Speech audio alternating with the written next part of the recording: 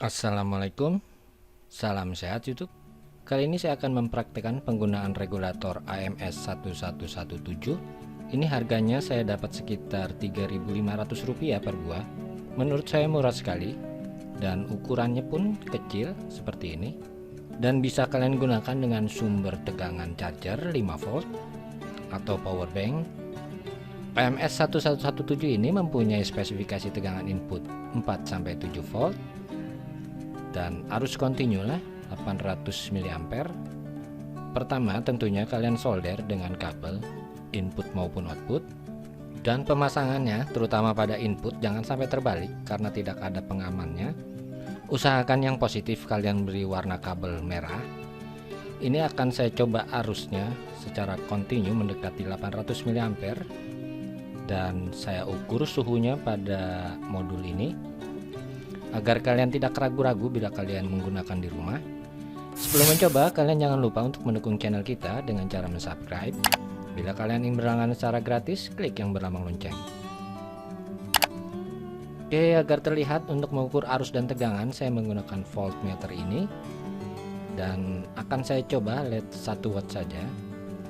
Yang akan saya coba, saya pasang paralel. Oke, saya pasang input dengan charger. Ingat pemasangan ini jangan sampai terbalik.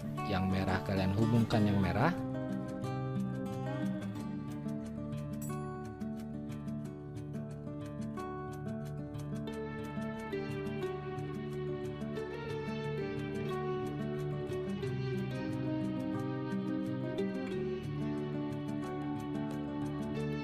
Dan beri isolatif agar aman.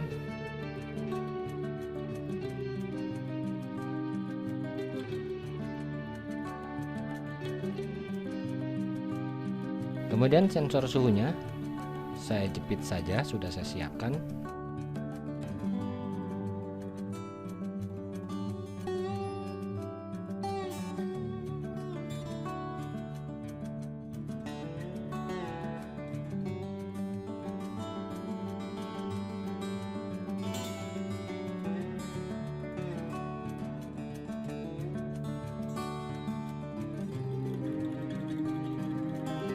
Lalu saya pasang dua buah HPL 1 watt, saya pasang paralel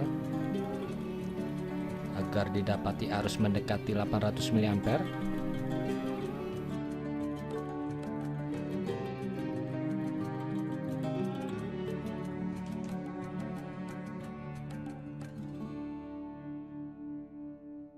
Oke, sudah siap. Ini suhu dan ini tegangan dan arusnya. Sudah nyala. Saya tutup dahulu agar tidak silau.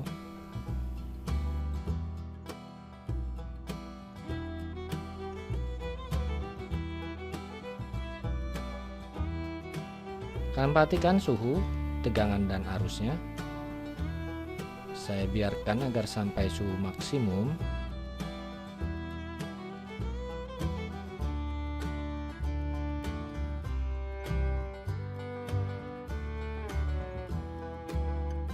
Setelah setengah jam kira-kira, suhu terbaca sekitar 76-77 derajat Celcius.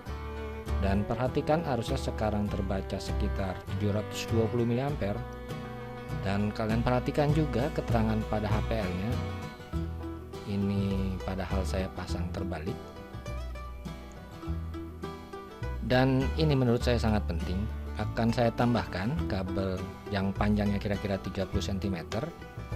Di satu sisi saja, di mana saja, positif maupun negatif. Di sini saya sambung di negatifnya atau groundnya saja. Oke, saya pasang, kalian perhatikan ya, arusnya terbaca 460 mA. Hanya ditambah dengan kabel 30 cm, arus pada LED HPL sudah menurun. Dan perhatikan juga suhunya sedikit turun. Oke, kalian lihat, akan saya coba tanpa kabel lagi dan perhatikan besar arusnya dan keterangan LED HPL.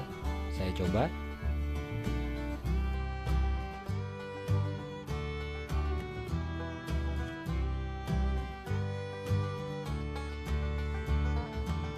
Lalu saya naik kembali dan saya coba lepas.